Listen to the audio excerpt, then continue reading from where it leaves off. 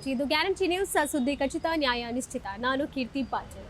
ಖುಷ್ಬು ಭಾರತೀಯ ಚಿತ್ರರಂಗ ಕಂಡ ಅಪರೂಪದ ಅಭಿನೇತ್ರಿ. 55 ವರ್ಷದ ಖುಷ್ಬು ಅವರು ಪಂಚಭಾಷೆ ತಾರೆಯಾಗಿ ಹಿಂದಿ, ತೆಲುಗು, ತಮಿಳು, ಕನ್ನಡ ಹಾಗೂ ಮಲಯಾಳಂ ಹೀಗೆ ಬಹುತೇಕ ಎಲ್ಲ ಭಾಷೆಗಳಲ್ಲಿ ತಮ್ಮ ನಟನ ಗಮ್ಮತ್ತು ತೋರಿದ್ದಾರೆ.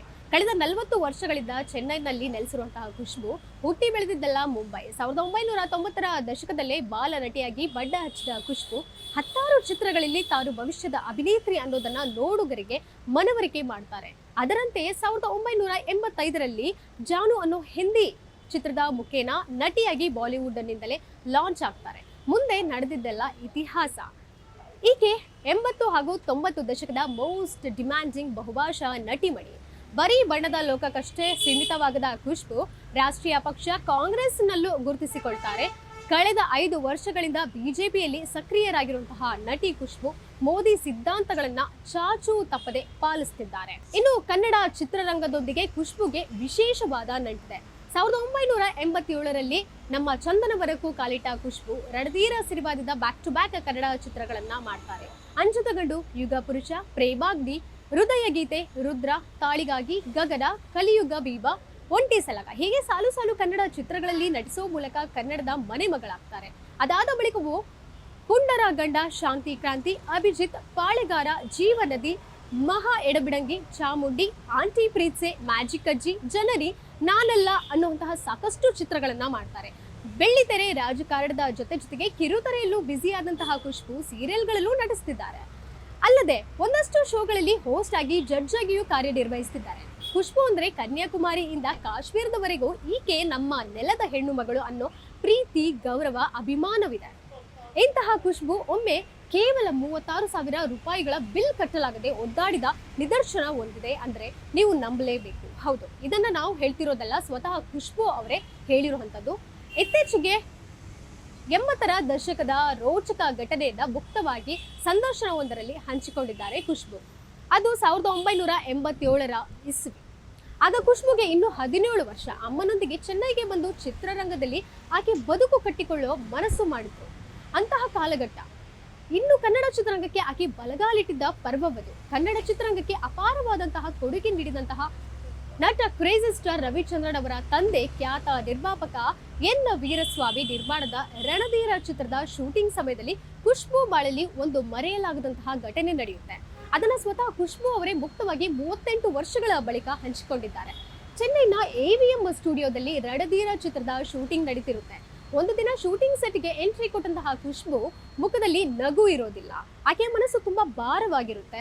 ಯಾರ ಬಳಿಯೂ ಹೇಳಿಕೊಳ್ಳಲಾಗದಂತಹ ಕಷ್ಟ, ಮೌನಕ್ಕೆ ಜಾರಿದ ಖುಷ್ಬುರನ್ನ ಆ ರೀತಿ ಡಲ್ ಆಗಿ ಕಂಡಂತಹ ರಣಧೀರ ಚಿತ್ರದ ನಾಯಕ, ನಟ, ಕಂಬ, ನಿರ್ದೇಶಕ ವಿ ರವಿಚಂದ್ರನ್ ಹಾಗೂ ನಿರ್ಮಾಪಕ ವೀರಸ್ವಾಮಿ ಅವರು ಆಕೆಯ ಸ್ಟಾಫ್ ನಿಂದ ಏನಾಗಿದೆ ಅನ್ನೋದನ್ನ ಅರಿತಿರ್ತಾರೆ. ಅಂದ್ರೆ ಏನಾಗಿದೆ ಹೋಗಿ ಕೇಳ್ಕೊಂಬ ಅನ್ನುವಂಥದ್ದನ್ನ ಸ್ಟಾಫ್ ಮೂಲಕ ಹೇಳ್ತಾರೆ.